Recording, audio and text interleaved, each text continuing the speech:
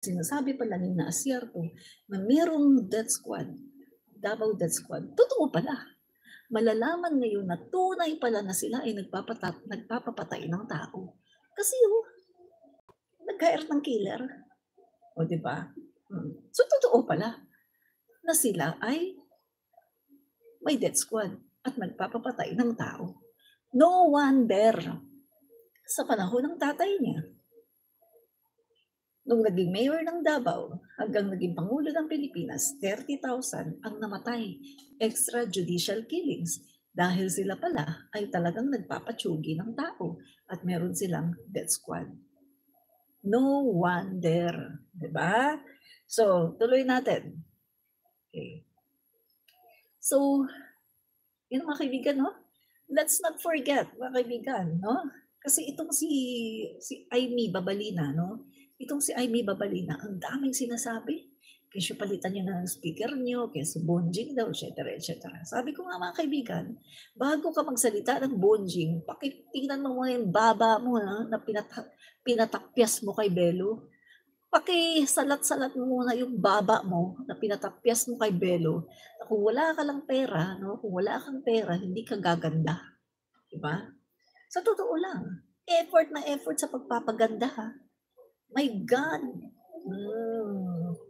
Pati kutis, ha? Pinapaputi. Ang itim-itim niyan dati.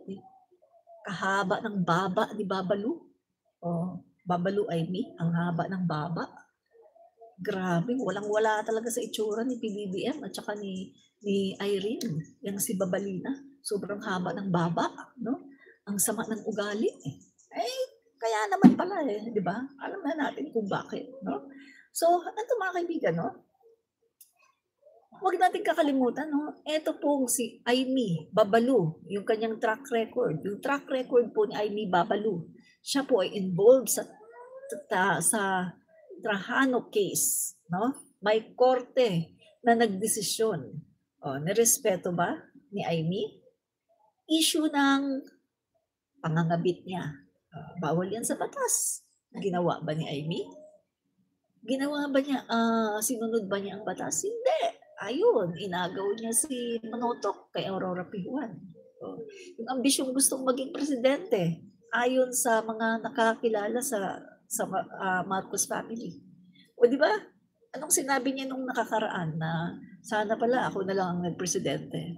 May ambisyon siya magpresidente, pero hindi naman siya mananalo at hindi naman siya ang gusto ng tao. Dahil ever since talaga, si PBBM talaga ang pinagkakaguluhan na parang rockstar. Di ba? So, ngayon mga kaibigan, ginagawa niya, sinisiraan niya si PBBM, no? Dahil natatakot siya na baka sinisiraan niya si PBBM at saka si Speaker dahil natatakot siya na baka si Speaker Martin ang patakbuhin ni PBBM as President, no, of the Philippines pagdating ng 2028. Kaya takot na takot siya, no? So, dito ay dumidikit siya sa mga Duterte, no, mga kaibigan, no? Naalala niyo ba mga kaibigan, di ba? 2016, kampanyahan, si Duterte, mga kaibigan, pumunta yan sa Ilocos Norte, kasama pa si Bongo, no? Payat pa si Bongo na mukhang gusgus, no? So, pumunta yan doon sa Ilocos Norte, nagmakaawa. At yun, humingi ng suporta. Ito namang si Aimee, pinakilala naman si Duterte sa mga loyalista, sa mga Marcos loyalists. Ayun, sinuportahan ng mga loyalista at ng mga Marcos supporters. O nung nangyari, nanalo. Kasi nga sinuportahan natin eh. Yan po ang nangyari, di ba? Na kung titignan natin, wala hindi naman kilala yan eh. Diyan lang yan sa Davao eh. No, diyan lang yan sa kanila, local lang yan, local sa Davao lang, hindi kilala. Hindi talaga yan mananalo. Kaya ang laki ng utang na loob ng mga yan sa mga Marcos loyalists, Marcos supporters. Malaki ang utang na loob ng mga Duterte, no? So ngayon, mga kaibigan, gustong pumosisyon ni Aimee. Gusto yata maging presidente. Akala naman niya mananalo silang dalawa ni Sara. Aba, binabasura na nga sila eh, no? Ang Ilocos na eh. Marami mga Ilocano ayaw na kay Aimee, no? So, lalong hindi nila dapat panghimasukan, no, ang kusinang gumagawa ng hustisya sa mga kababayan, no, mga kaibigan. Ito, mga kaibigan, tingnan natin tingnan muna natin itong pagpaslang kay Trajano, no? Tingnan natin ito. So ito, US Court, Trajano was tortured and his death was caused by Marcos Manotoc. Yan. Amy Marcos, who had admitted to the torture and killing of Archimedes Trajano, was acquitted on a technicality. Technicality din, kaya siya na-acquit, no? But not on her culpability for murder. She remains guilty in our public eyes. And so was Amy Marcos judge.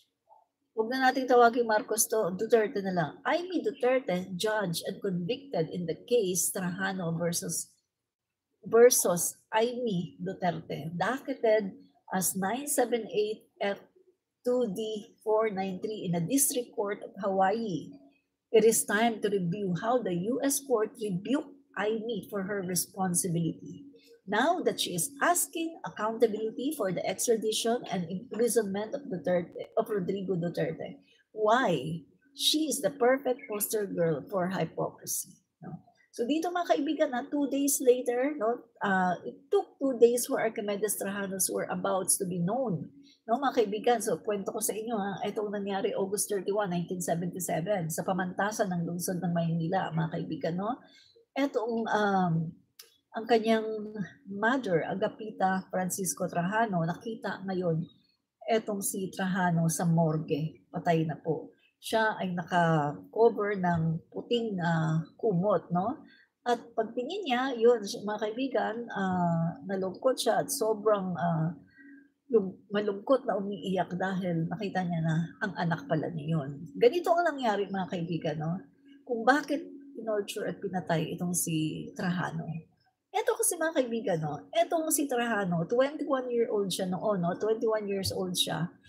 Tinanong lang niya, mga kaibigan, itong si Amy, no, tinanong lang niya. Sabi po niya, bakit bakit daw si Amy, yung leader ng kabataang barangay, naging leader lang siya dahil ang tatay niya ay presidente. Ganun po yung pagkakatanong sa kanya, no? At pagkatapos po niyan, si Trajano po ay agad-agad na pinalabas, no? Siya po ay dinrag palabas ng mga bodyguard ni Amy Duterte. At pagkatapos po, mga kaibigan, yun, nawala na po itong si Trajano. Nawala na po siya, no? So, eto, may mga nagsabi na imposible namang hindi alam ni Amy kung ano ang ginawa ng kanyang mga bodyguard. Imposible naman na wala siyang kamay, no, doon sa nangyari sa kanyang bodyguard. Siyempre, bodyguard niya yun eh. Pwede niyang utusan. Halimbawa, gustong i-torture, sasabihin, huwag niyong gagalawin yan, huwag niyong i-torture yan, huwag niyong papatayin yan. May power siya kasi bodyguard niya yun eh. Pero bakit nangyari? Bakit na-torture at namatay, no, si Trajano? So mga kaibigan, ito pa lang si Amy ay umamin, no? Tingnan natin yung part na umamin siya, mga kaibigan eh. Merong part dito na umamin siya, no, doon sa nangyari. Okay.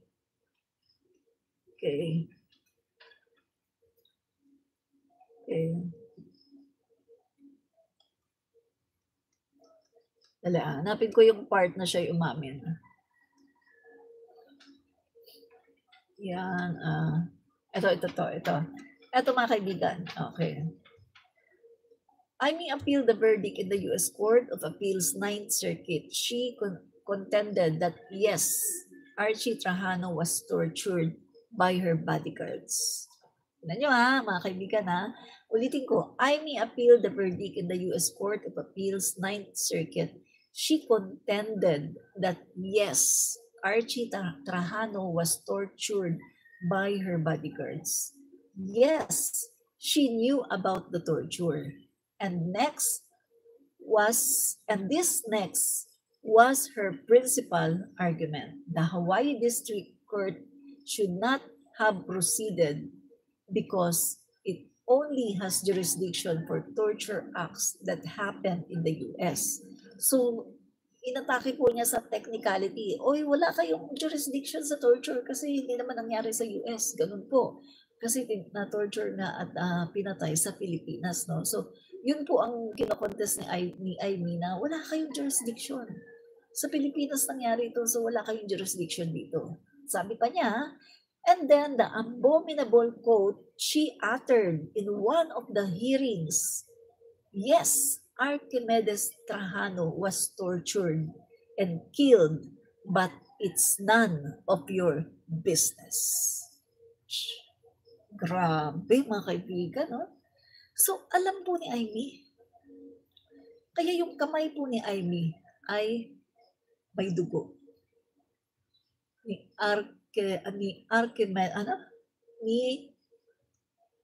Meron pong dugo ang kanyang kamay ni Archie Trajano, no?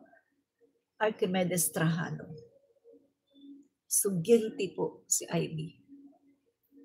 Si bodyguard niya yun eh. Sumagot siya na, yes, Archimedes Trajano was tortured and killed, but it's none of your business. So ngayon mga kaibigan, mabibigyan na natin ngayon ng reason kung bakit ipinagtatanggol niya si Duterte. Kasi same feather, flock together, di ba? Same feather, flock together. Eh, kumbaga, magkapareho sila ng uri, di ba? Na duguan ang mga kamay sa dugo ng tao.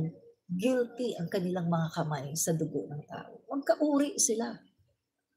Kaya naman pala dito siya nagsaside sa mga Duterte kasi magkauri naman pala sila. Mga berdugo. Diba? Yun po mga kaibigan.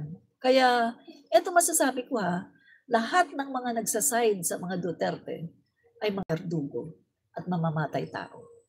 Lahat ng mga nagsaside sa mga Duterte ay ang presidente nila ay si Sara na presidente din ng impyerno. At lahat ng mga nagsaside sa mga Duterte ay walang Diyos. Hindi naniniwala sa Diyos. Lahat ng nagsaside sa mga Duterte ay nasa kadiliman. Yan ang katotohanan. Nasa kadiliman ang mga tao na kumakampi sa mga Duterte. Nasa kadiliman, wala kayo sa katotohanan. Diba? Yun mga kaibigan, no? So, eto, yan. So, kitang-kita natin mga kaibigan, na siya po ay guilty dito sa pagpatay, no, kay Archimedes Trajano. Ito pa. How well documented are the facts surrounding the Archimedes Trajano? So well documented that an American court in Hawaii was able to rule on a civil case Trajano mother filed in 1986 over the torture and the death of her son. Yeah.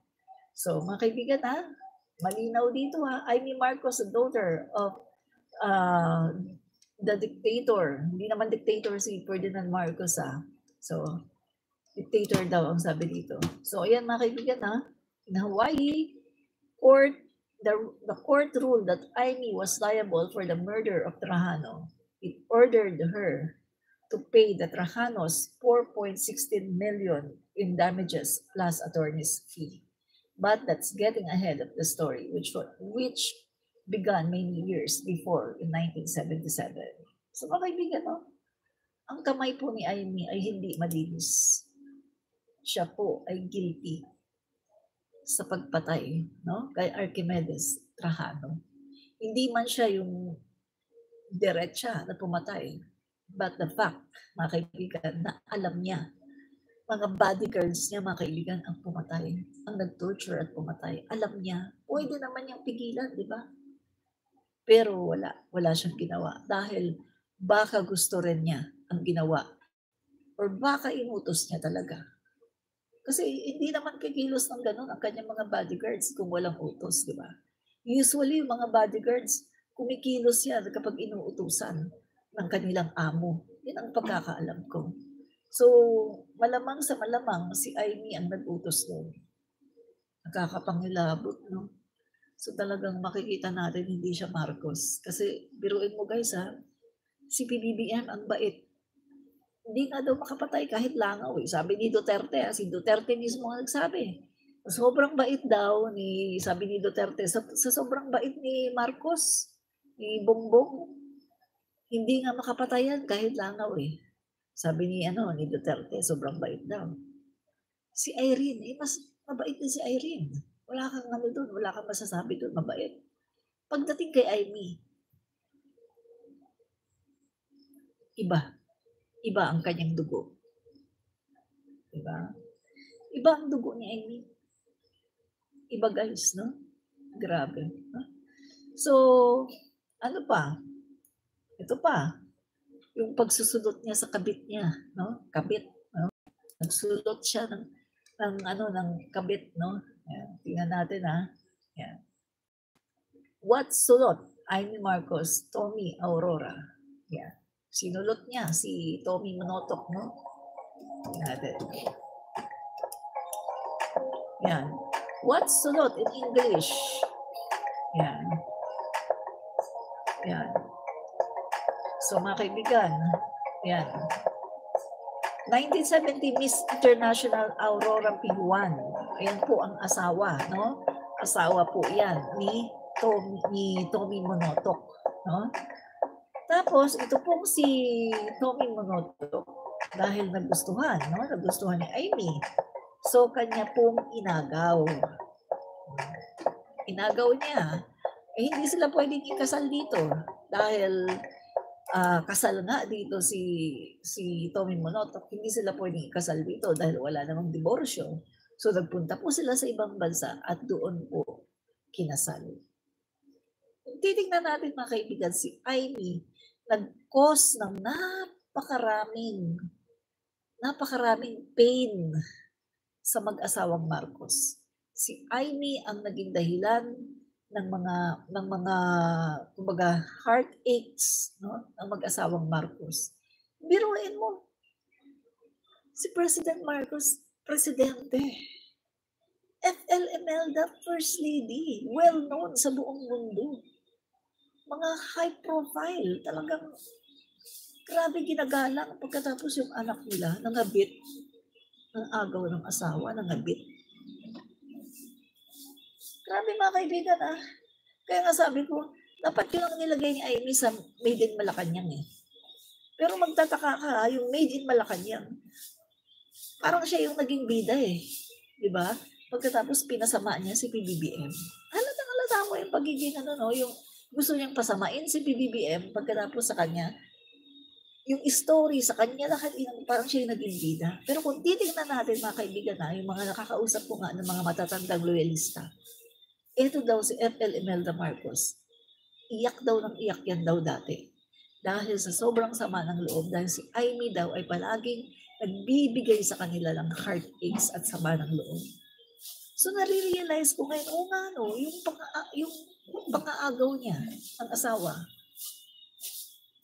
Kayo, biruin mo, presidente ng Pilipinas, tapos first lady, pagkatapos yung anak niyo ang agaw ng asawa. Napakalaking intriga niyan. Diba? Napakalaking problema niyan, mga kaibigan. Tapos, ayun pa, yung ginawa pa niyang kay Archimedes Trajano. Ang laking niyan, guys, ang laking iskandalo niyan. Tapos yung ginagawa pa niya noon na sumasama siya sa mga rally against President Marcos. Sumasama siya noon sa mga rally, doon sa mga anti-Marcos na naghahawak-hawak ng malaking yung tungkol sa yung tungkol sa US base militar na pinapaalis nila. Anong sabi sa kanya ni President Marcos? Bakit ka nandyan? Hindi mo ba alam ako yung presidente? Sabi mga kaibigan, yan po ang ginawa, no? Yan po ang ginawa ni Amy.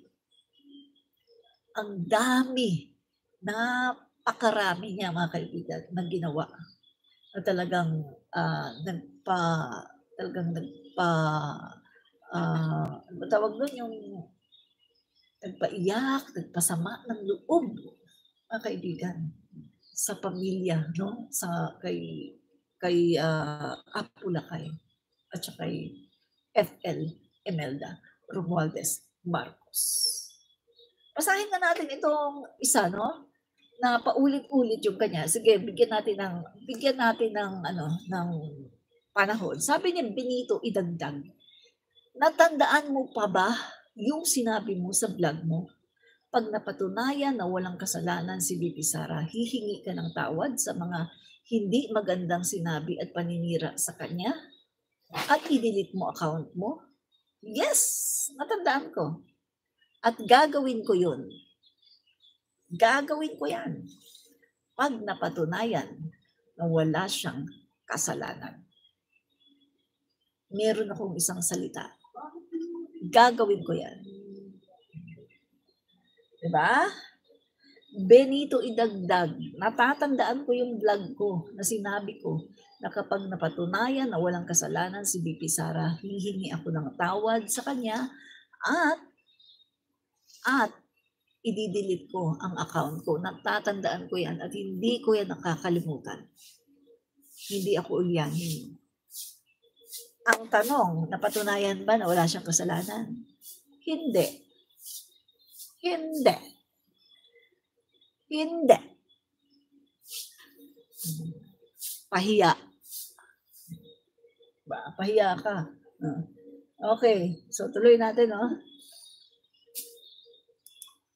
Tuloy natin. So,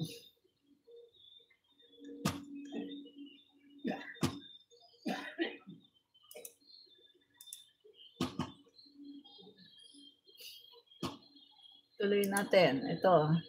Yan. Ungkatan. Bilyonaryo, no? Ungkatan ng PAS. So, ungkatan daw ng PAS. Aurora P1's love triangle with Amy. Tommy Manotoc revived over Sulut tweet. Yan. Netizen couldn't help but resurrect Miss International 1970 Aurora P1's PAS with sportsman Tommy Manotoc and Senator Amy Marcos after she asked for help about a simple vocabulary question. Aurora P1 claps back at basher. Google me. P1 asked Twitterverse on Tuesday, October 19, for the English word sulot. She said she wanted to know about a colleague usurped a project she led. What's sulot in English? P1 tweeted. To put it in a context, I was telling a story in English that I spearheaded a project just to find out this colleague of mine usurped it. Yan.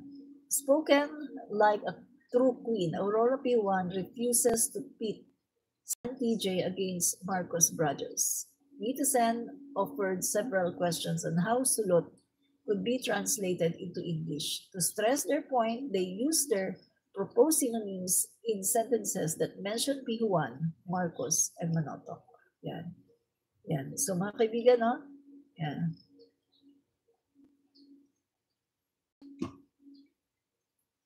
Yan. So kaya mga kaibigan, dahil sa pagsulot po, no?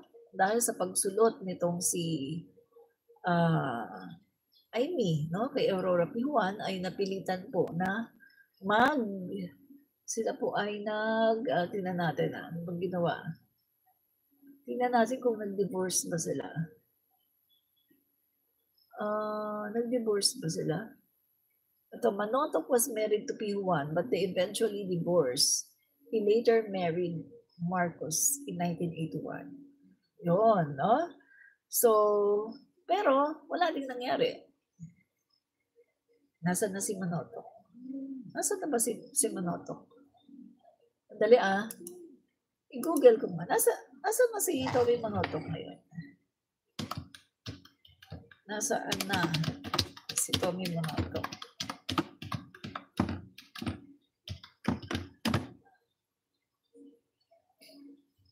Ano nang ginagawa niya ngayon?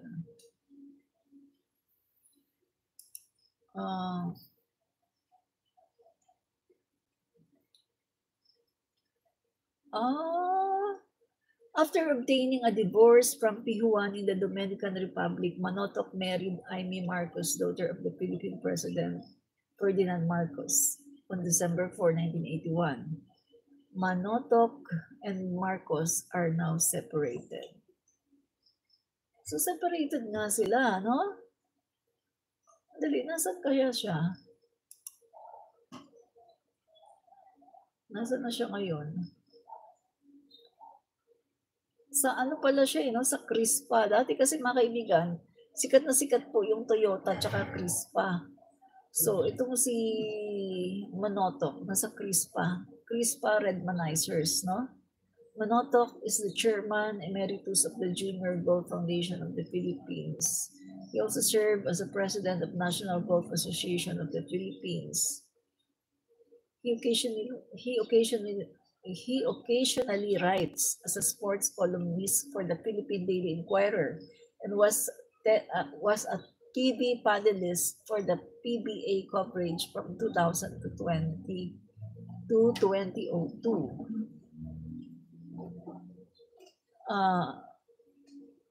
A Filipino golfer and former basketball coach. Paano si Tommy Manotoc, no? So, sandali, nasa na kaya siya ngayon?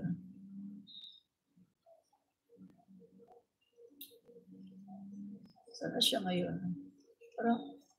Parang wala nang ano sa kanya, wala nang...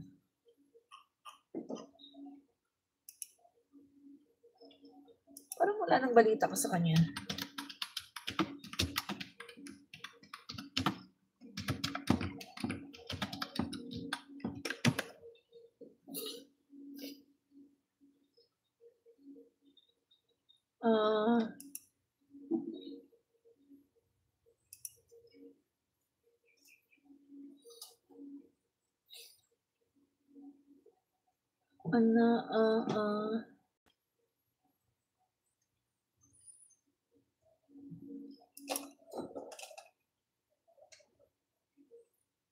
Si Aimee, no?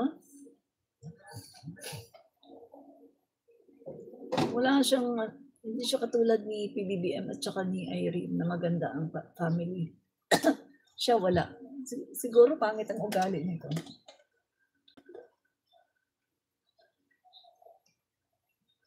At saka parang hindi naman siya mahal ni Manotoc.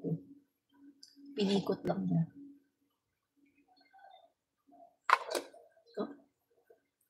Daming nagkakagustong magagandang babae doon. Kay Manotoc kasi nga sa basketball nga eh.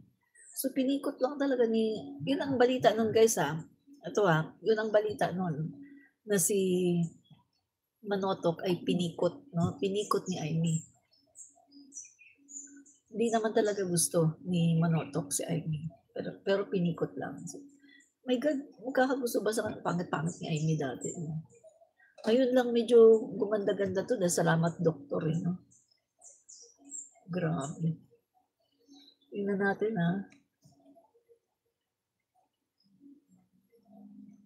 Sino pa maging asawa niya? Aimee Marcos conviction in 1993, Trajano versus Marcos case. Yan. So na-convict siya pala noong 1993. U.S. District Court in Honolulu is noted in U.S. legal circles for exposing the weaknesses of the Act of State Doctrine, allowing two similar suits to be filed. So 1993 pala siya na-convict, no? Yan. Okay.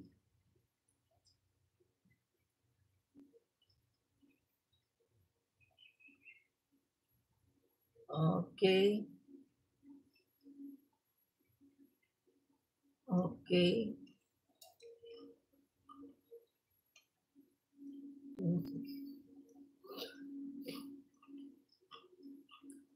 So, kaya siguro siya ganito, no? Sobrang sobrang inggit kay PBBM. Si PBBM maganda ang pamilya eh. Yan. At may balita pa, gustong mag-VP, no, ni Aimee noong 2022. Yan, no? Sabi dito, Aimee wants to be Sara's running mate in 2022 post Duterte. President Rodrigo Duterte has revealed that Senator Amy Marcos is courting his daughter Davao City Mayor to form a possible tandem for next year's national elections. During his pre-recorded talk to the people delivered Monday night but aired Tuesday morning, Duterte said Amy is going to Davao City to persuade Sara to seek the presidency and be her running mate. Kaya yang si Amy, ganito ang laro niyan eh. Pinuntahan niya si Mayor Sara Duterte sa Davao, hoping na kung makatakbo yun, siya maging vice. Yan. Duterte, however, claimed that Marcos planned to team up with Sara in that one. Guys, sana tinuloy na lang nila to. Sila na lang sana. Kasi mga kaibigan, ito si PBBM talagang kung meron man siyang vice presidente o wala, talagang nag-file siya eh. Ahead of time, di ba? Pagdating ng filing, talagang nag-file siya, October. Samantalang noong October, si Sara wala pa rin. Wala pa direksyon. Walang direksyon na magpa-file for presidency or ng vice presidente. Wala. Ang direksyon niya maging mayor, no? So doon siya nag-file sa pagiging mayor. Pero si PBBM talagang nag-file, no, na magpresidente. At si PBBM, kung meron mang mag-team up sa kanya as vice presidente, okay lang sa kanya. So, mga kaibigan, kahit na i-team up pa kay PBBM si Tito Soto o kahit sino pa man, susuportahan natin yan at talagang mananalo yan. Kaya nga mga kaibigan, nung nalaman ko ito na gusto pala ni Amy na maging vice presidente, sana tinuloy na lang nila, no? Si Sara nag-presidente, siya nag-vice presidente. Sana mag-team up sila. At sana kilalaban na lang nila si PBBM para magkaalaman tayo. Kasi hindi naman sila mananalo kay PBBM. Hindi sila mananalo kay PBBM. Sa totoo lang, hindi sila mananalo kay President Bongbong Marcos. Diba? Yun ang totoo, no? Hindi sila mananalo. So sana tinuloy na lang nila yon para napahiya sila. No, diba? Kaso, hindi nila tinuloy. Kasi nga, alam nila na hindi sila mananalo. Diba? Yan ang katotohanan, mga kaibigan. End Times Rapture. Hello, Admin Rich. Hello din po sa inyo. Yan. Delby, hindi. May-ari si Manot